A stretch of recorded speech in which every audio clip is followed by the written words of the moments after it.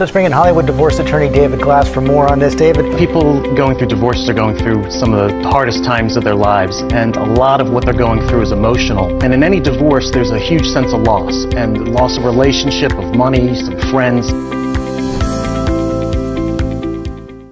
Welcome back to the Hourglass Podcast, where family law and psychology intersect. I'm David Glass, and today we have two outstanding guests up for us. We're at it again in season 5, talking to people in the know, guests who are sharing their points of view on marriage, how to productively navigate through a divorce, how to deal with blended families, and also simply how to move on after the problems and tragedies and things that get in our way in life. Today, we have a couple joining us from down under, Peter and Roxanne Heibloem. Now, Peter and Roxanne are considered two of the most sought-after life coaches. They've helped countless individuals live their best lives and become more successful, both personally and professionally. Our guests founded Awakening Education and have close to 50,000 followers on their YouTube channel. And there they talk about everything from managing triggers to living more consciously. They recently ventured into the filmmaking business and became an official selection finalist at the Cannes Film Festival. So let's get to it. Here's our interview with Peter and Roxanne Heibloem. Welcome, Roxanne and Peter. I'm really curious to start out talking about triggers. It's a big part of, I think, the coaching that you do. It's a big part of what I learned back when I was a psychologist and working in the addictions. So first, can you give me the definition of triggers, and then tell us how people can get better at recognizing them? Really what a trigger is something which we notice taking us out of our flow state. The day might be moving along beautifully, moving from one thing to another, and something happens. A person says something, they cut us off in traffic. It could, we could go on and on and on. But it is an event that happens where, in effect, we almost respond in a way which later, when we think about it, is out of proportion to what actually went on in the event, right? It took a little bit longer for the meal to come out from the server than you expected, or a person was a little late for a meeting, or whatever it may be. If you're really getting worked up about something, which you realize later, because in the time, you often... in the moment when you're getting triggered, you don't sit there and go immediately, I'm getting triggered. It's usually a little later where you go, oh, I think I overreacted there, right? And it seems to be out of proportion. We learn to live with these triggers. And I guess the last part of your question, as you learn to recognize these within yourself, it's very empowering, because you can start to put time, energy, and effort into working more on what the underlying causes may be and bringing awareness to those, even perhaps feeling the emotion that might be linked in with perhaps disrespect, not being heard, not being seen or recognized, perhaps from childhood, and then going, wow, look how this is expressing out in my behavior with others. Many areas of your life improve by being able to deal with stress. And stress is a big overarching umbrella, can be caused by these triggers. Sure.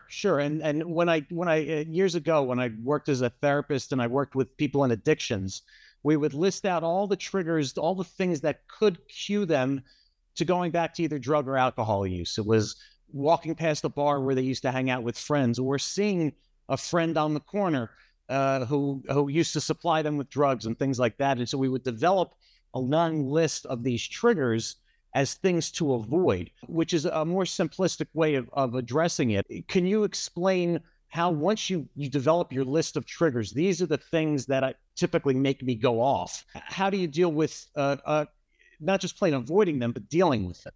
Make a list of all like the significant emotional things that you might actually be able to remember from your childhood. And we often say, be the explorer, not the archaeologist, right? In other words, you don't have to go digging everything up, right? But often we know what our bigger issues are, right? About whatever it may be. You know, there could be anger in the household, there could have been disconnection, there could have been fighting, there could have been conditional love. You've got to be a certain way in order to get any sort of praise or recognition, not just accepted for who you are.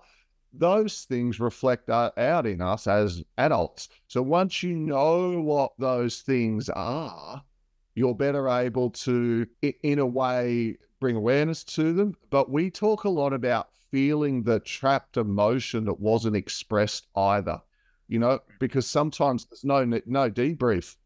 A parent may die, the other parent's so in their grief, the kids like could be stuck in a pattern, right, of feeling lost, unloved, there's no stable, for example, and that stays with them. They've never had a chance to talk it through with someone like yourself, or, you know, a therapist or someone who's there to help them.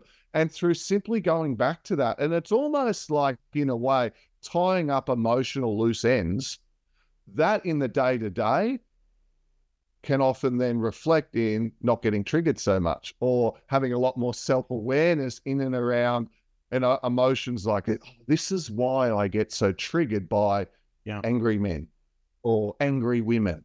Oh, I see.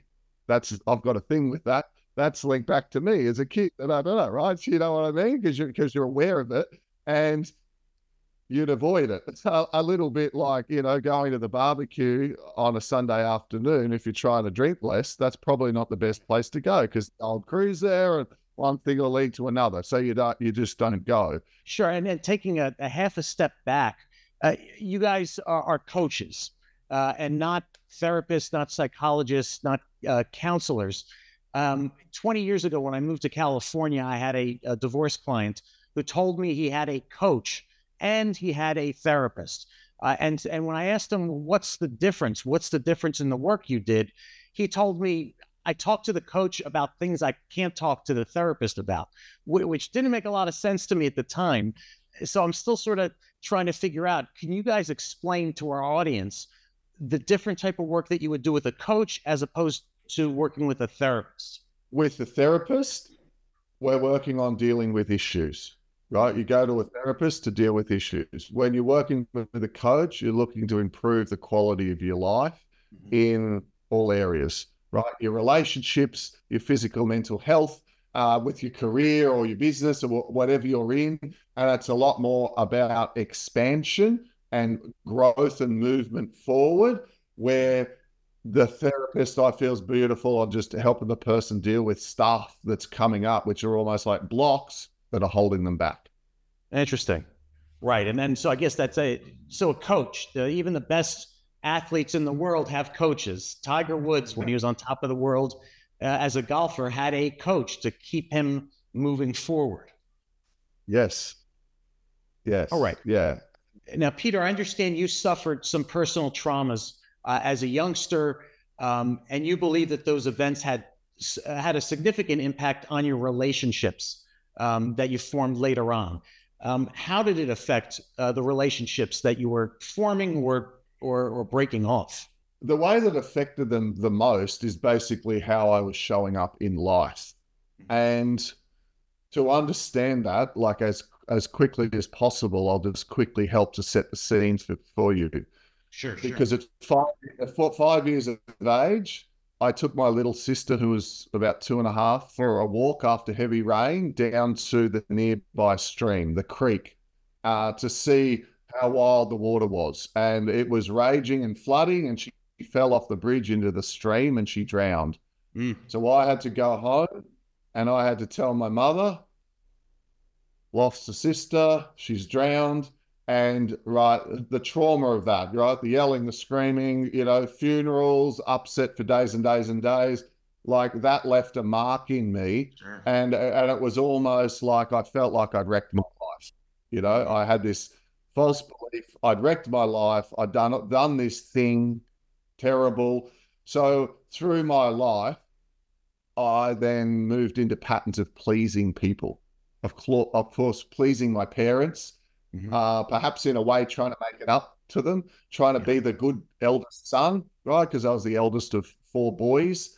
And through school, through whatever, I would always please a teacher, please this person, that person. So big emotions of a people pleaser, like to the point where I couldn't say no. If I didn't want to do something, I didn't even say no. I'd just say yes because I didn't want to disappoint someone. Sure. Because deep down in myself, I was disappointed with myself. So this carried through, and it was particularly with females. I had no girlfriends at school, made it all the way through to high school, no real girlfriends. Went to university, and I realized no one knew me.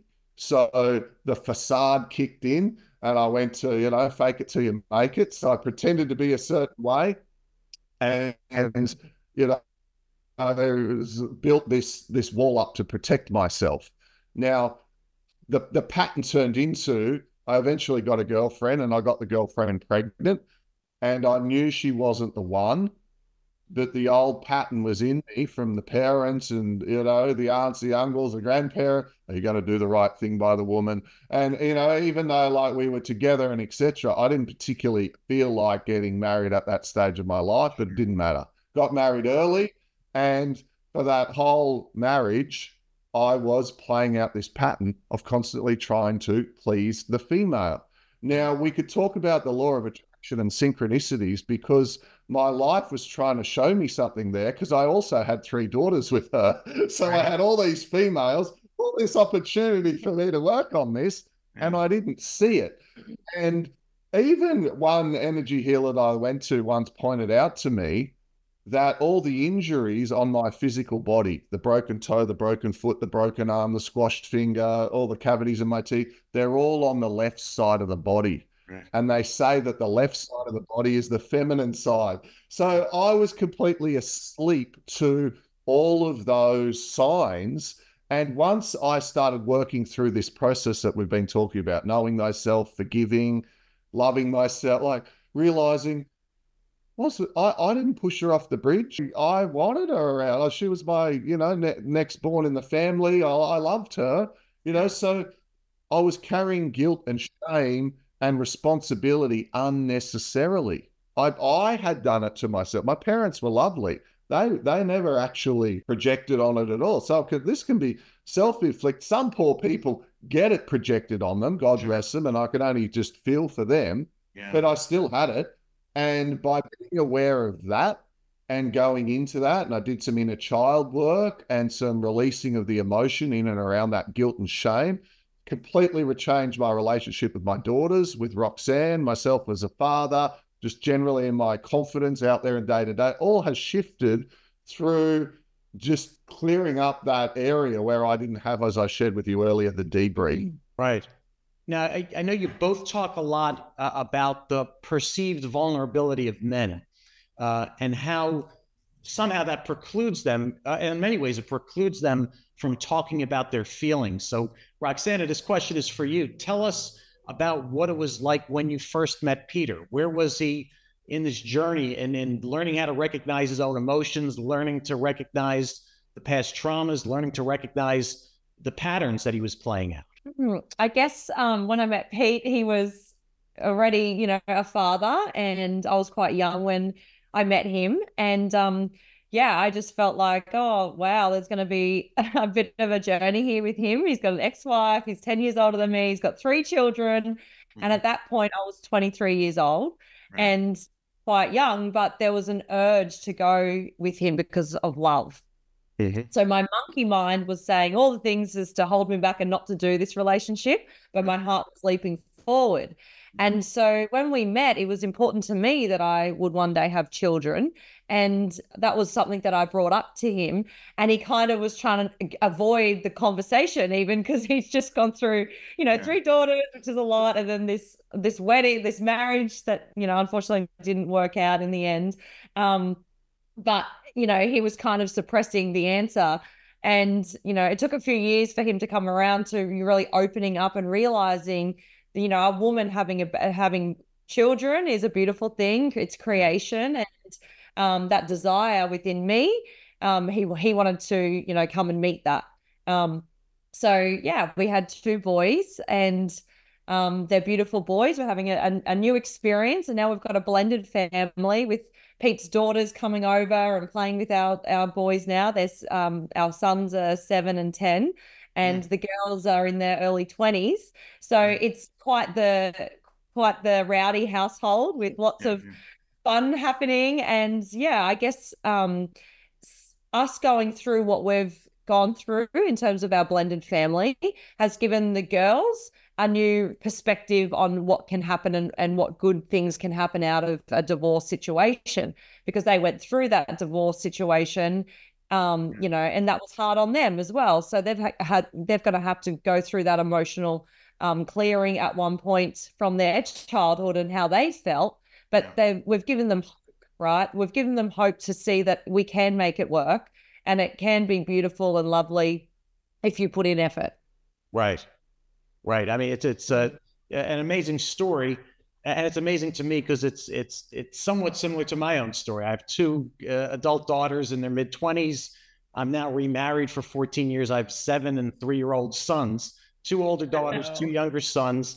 So let's talk about that for a little bit. What are the special issues or the special things you need to remember if you're going to have a blended family? I think for us, when we first were together, and then obviously me being the new woman in the picture back in the day, the girls, you know, they were a bit standoffish, right? So, you know, eventually we come to a really nice relationship, but it got a bit tricky with 2 women and then three girls, you know, going through their teenage years, moving through hormones, but they're all beautiful, beautiful girls. And, you know, we got to the point where we just had to go with the flow.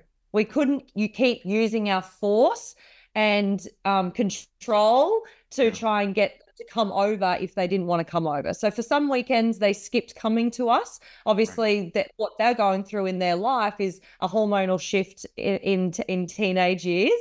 And it was quite tough for a while there. Like Pete and I were, you know, always available and trying to see them and be with them. But, you know, sometimes it's tricky. And so my advice to anyone listening to this or going through this is just allow yourself to move with the energy rather than trying to control it. Absolutely. And following up on that, I understand as part of your coaching and part of your plan that you work on with people, that you encourage the use of positive affirmations.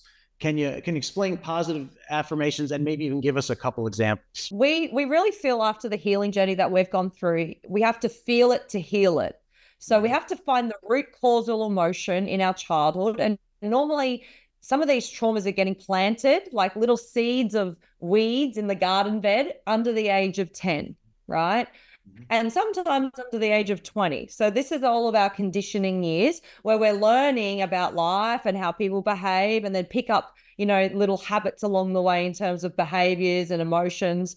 And generally what we teach and we guide people to find is the root causal emotion. So whether that be sad or hurt or alone or unloved, these are sometimes the root causal emotions. So it's a feeling, right? Panic. Yeah, it could be panic or frantic. So a lot of, you know, sometimes we work with people that have had situations where they're moving all the time. Let's use that analogy. So their parents are moving around a lot. And so these children get nervous or anxiety on the top layers now in their life when anything new is about to happen. Sure. So a new job, a new interview, a new relationship, meeting new people, their central nervous system remembers the pattern of the root causal because they were uneasy when they had to start a new school or move into a new house or a new bedroom even. Like when their sense of security is in a state of panic because of the memories of their childhood, we now move forward as an adult and are nervous and vulnerable and even in a state of frantic when we're about to buy that house. What if it all goes wrong? What if I have to feel that feeling in my central nervous system again? So we're helping people to see the pattern. And once we acknowledge the emotional, the feeling, it's no longer a shadow because there's light shining on it, right? We see it and we catch it, the intelligence, and go, oh, I see, that's why I get frantic. So we have to look at the opposite of what we want to feel from that experience and rewire our subconscious mind and our central nervous system and our feelings, but not until we've felt it. We have to feel it to heal it, and then we add on that positive emotion. So I guess longer term working with you, you're trying to get people, I guess, to actively train their minds to stay positive, not to dwell on the negative, so that it's not new things coming up and having to figure out what's wrong. It's encountering stimuli and then figuring out how to act in a positive way, I guess, right? That's right. So we help people to see the root cause, help them to understand the false belief, the programming in their subconscious mind, in conjunction with feeling it in their heart. So, these people are overthinking or thinking about the past, thinking about the future, things that never happened, and all of this worry is stimulated in their mind.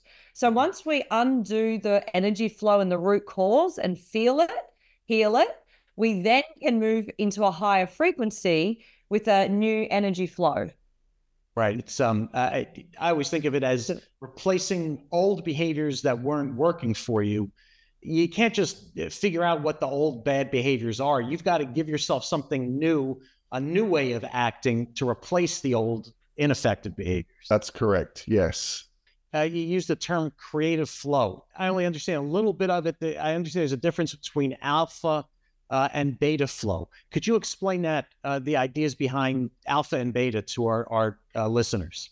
Usually around the ages of about 9 or 10, our brain moves out of, let's call it, the magic of childhood, creativity, spontaneity. So by around the age of 8, we kind of lose that. So just a quick rewind, 5 levels of the brain, right? There is the levels that we operate in during the day called beta and alpha, and we're with our eyes open in the daytime. There is theta and the delta state that are predominantly to do with sleep. Mm-hmm. And there is the gamma state, which people move into in elevated states of consciousness. These yogis, these practitioners that can meditate for hours, maybe even be out in the snow, and you see that there's like an area of green grass around them, and the snow's been falling all around, but there's a little green circle around them because they're moving their energy to produce this internal heat.